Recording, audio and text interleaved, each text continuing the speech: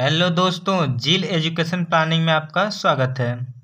देखिए, आज हम लोग मैथ के कुछ बेसिक क्वेश्चन जो है प्रॉफिट एंड लॉस के देखने वाले हैं। उससे पहले हम लोग कुछ वर्ड समझ लेते हैं। क्रय, विक्रय, लाभ और हानि। देखिए, क्रय मूल्य क्या होता है? Cost price. जिस पर हम लोग किसी वस्तु को खरीदते हैं उसे कॉस्ट प्राइस कहते हैं या क्रय मूल्य कहते हैं। जैसे हम लोग बाजार में गए और बाजार से हम लोग 100 रुपये की कोई वस्तु को खरीदे हैं तो हमारे लिए क्रय मूल्य होगा 100 रुपये। लेकिन वही दुकानदार वह 100 रुपये में बेचा है तो उसके लिए वह विक्रय मूल्य होगा। तो जो खरीदता है उसके लिए क्रय मूल्य, जो बेचता है वही मूल्य उसके लिए विक्रय मूल्य होता है।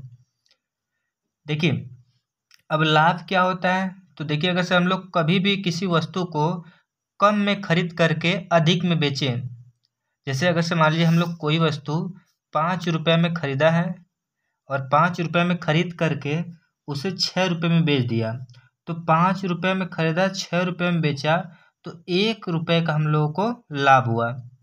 ठीक है, तो यह जो होता है विक्रय मूल्य जो होता है उसमें से क्रय मूल्य घटा दिया जाएगा तो हम लोग को लाभ मिल जाएगा। यानी लाभ बराबर हो जाएगा विक्रय मूल्य माइनस क्रय मूल्य। और हानि क्या होती है? तो हानि जो होता है, अगर से कोई वस्तु 6 रुपये में खरीदा जाए और उसे 5 रुपये में बेच दिया जाए तो यहाँ पर हानि हो रही है। 1 रुपये घर से देना पड़ रहा है तो यही जो हो रही है हानि है। तो इसके लिए क्या होता है कि क्रय मूल्य में से विक्रय मूल्य को घटाना होता है। ठीक है, कुछ क्वेश्चन के जरिए समझते हैं हम लोग। देखिए, यहाँ पर मान लेते हैं कोई वस्तु 100 रुपये में खरीदा गया है और 120 रुपये में बेचा गया है, तो हम लोग को देखिए यहाँ पर 20 रुपये का क्या हुआ है? लाभ हुआ है। और यहाँ पर देखिए 100 रुपये में खरीदा गया और 100 रुपये में ही बेचा गया है, तो यहाँ पर न तो कोई लाभ हुआ है न ही हानि हुआ है। अब 100 रुपये में खरीद करके 80 रुपये में बेचा जाए तो यहाँ पर जो होगा 20 रुपये की हानि होगी। ठीक है, और हम लोग आते हैं क्वेश्चन देखते हैं पहले।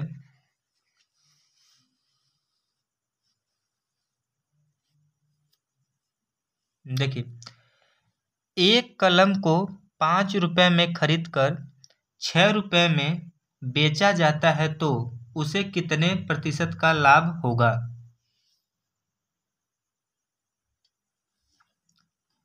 देखिए, अब यहाँ पर जो हम लोग का 5 रुपया है वह क्रय मूल्य है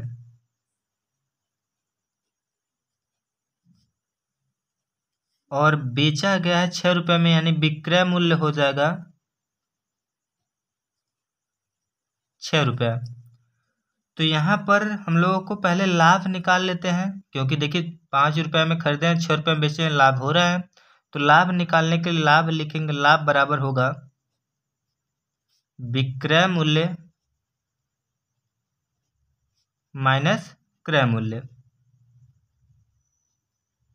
देखिए, हम लोग जो क्रय मूल्य है उसको शॉर्ट में हम लोग सीपी लिख सकते हैं और विक्रय मूल्य को सेलिंग प्राइस यानी एसपी लिख सकते हैं, और प्रॉफिट को बस केवल पी से और लॉस को यल से दिखा सकते हैं। तो देखिए, यहाँ पर जो हो रहा है 6 रुपये में बेचा गया है, 5 रुपये में खरीदा गया है, तो 1 रुपये का क्या हुआ है? लाभ हुआ है।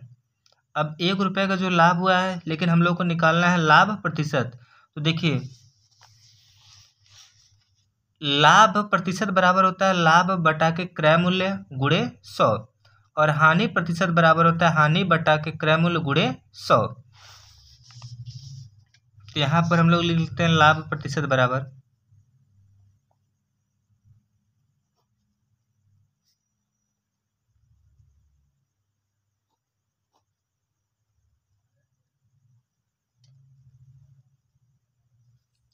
देखिए, लाभ है 1 रुपये का और क्रय मूल्य है 5 रुपये गुणे 100, और 5 से इसको कटा देंगे तो ये 20 बार में कट जाएगा, तो हम लोग का आ जाएगा 20% का लाभ हुआ है।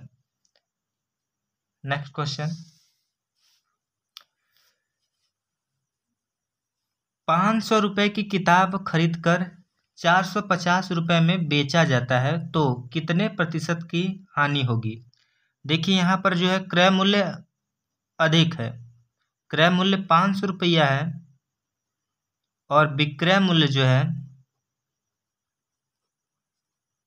केवल 450 है, तो यहाँ पर हानि हो रही है। तो हानि निकालने के लिए हानि बराबर लिखेंगे क्रय मूल्य माइनस विक्रय मूल्य। क्रय मूल्य है हम लोग का 500 और विक्रय मूल्य 450 और घटा लेंगे तो आ जाएगा 50 रुपये की हानि हुई है। अब हानि प्रतिशत बराबर होता है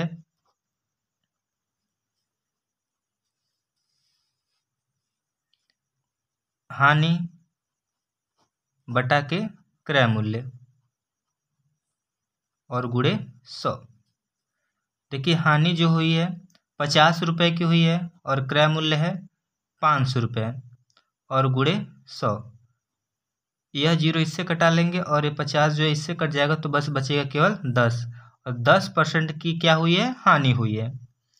देखिए एक नए टाइप का क्वेश्चन है, उसको देखिए।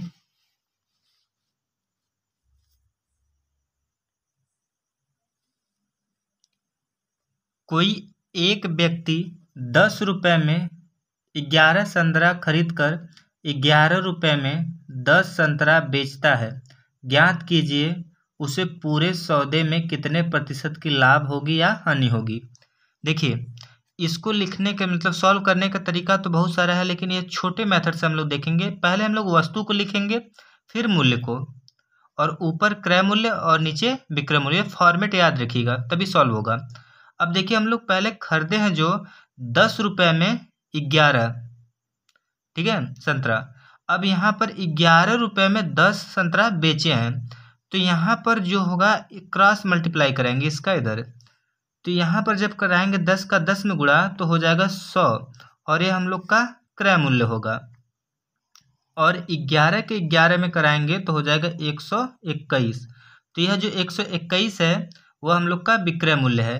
देखिए 100 रुपये का कोई वस्तु खरीदा गया, संतरा, कोई वस्तु नहीं संतरा, और 121 में बेचा गया है, तो हम लोग को लाभ कितने का हुआ है, सॉरी लाभ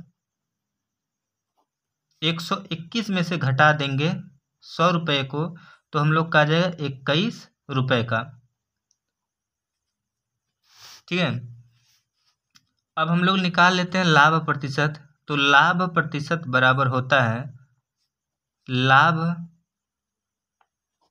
गुणे क्रय मूल्य, सॉरी लाभ बटा के क्रय मूल्य गुणे 100।